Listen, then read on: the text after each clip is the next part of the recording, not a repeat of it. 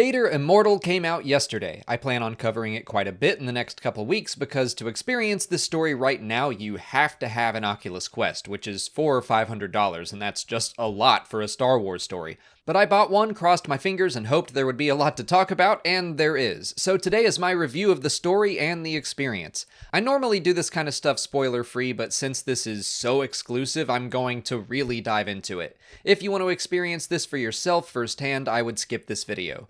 Your character is a smuggler/treasure hunter, which is right up my alley. Everything opens up on your ship, the Windfall, and you're on the run with your droid Zoe, who is voiced by Maya Rudolph.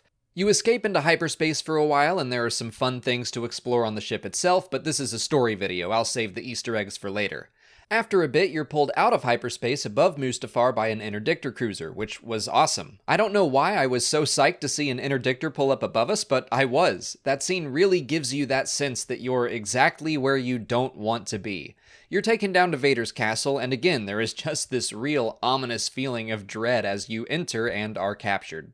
You're imprisoned by Admiral Carius, and before too long, Vader comes in and asks you to open a box, which you'd only be able to do if you were Force sensitive. Turns out you are, which pleases Vader, so he's gonna come back with more tasks later. But a Mustafarian who is in prison with you demands you all break out because Vader is seeking to conquer death itself. You do break out, but are cut off by stormtroopers, so the Mustafarian gives you a token to give to the priestess of his clan before making a heroic last stand. So then you and Zoe are on your own, sneaking through the castle, climbing ladders and stuff, which was really neat. Climbing in VR is very trippy. I'm not used to that, but it was a lot of fun, and there's a moment where the thing you're holding onto breaks and I had a mini panic attack. You pick up a lightsaber during your escape inside Vader's training dojo where you learn combat, and I'll say that felt really good. I'd played the Trials of Tatooine VR experience before, which was neat, but slow. This felt intense and urgent, and I liked it a lot. As you sneak around, you eavesdrop on a conversation Vader has with some really creepy guy. I have no idea who he is, but I definitely want to find out. Maybe a sorcerer of Tuned? It looked like he could teleport or something. But we learn that Vader is after some artifact that will help him conquer death, and it sounds like he's just trying to connect to Padme, again. So this is very much a continuation of Charles Soule's Darth Vader comic, where the entire castle was built for that purpose. That scene was awesome, and I found myself leaning forward and trying to see and hear more. If I were actually in that situation, I would definitely get myself killed because I just want to hear about the lore. You make your way deep into the caverns of Mustafar, which are being excavated by the Empire, and after a short fight you get over to an ancient castle, which is another thing from the Darth Vader comic.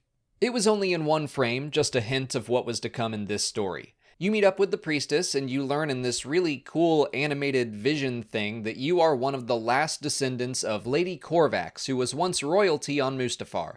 Legend has it that her husband died, so she stole a powerful relic called the Bright Star that gave life to the planet. Without it, it became what we know Mustafar to be. I thought the Darth Vader comic hinted that Lord Momin had done that to Mustafar, but he really only attacked a city, and it was never explicitly stated which planet he was attacking. It's possible that Corvax's husband died in Momin's attack, leading to the theft of the Bright Star or something like that, but right now we don't know. Anyway, the priestess hopes to recover the relic and says you need to help Vader find it, and then the Mustafarians will take it from him. Vader knows of your heritage, and him tracking you down and forcing you to Mustafar was no mistake.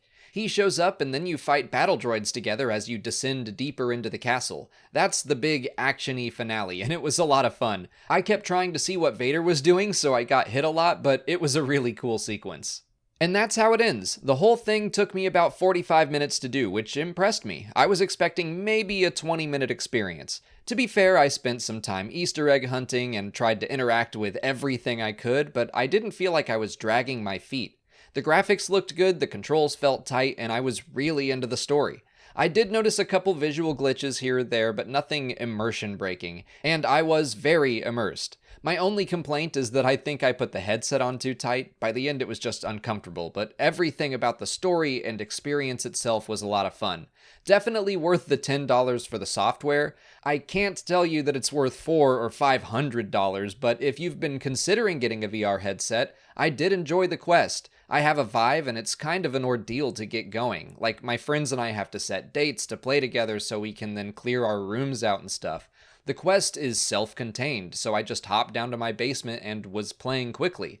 But I'm hopeful they'll release Vader Immortal on more systems in the future so more people can have this experience for themselves. I mean, you can watch this summary or watch someone play it all online, but it's just not the same as feeling like you're getting to live it. But that's all I have to say about it for now. I'll be continuing to cover the game on this channel, but if you have any questions, please leave them in the comments. If you haven't already, please like this video, subscribe to the channel, follow us on Twitter, Instagram, and Facebook, and consider checking out our Patreon page. As always, thanks for watching, and may the Force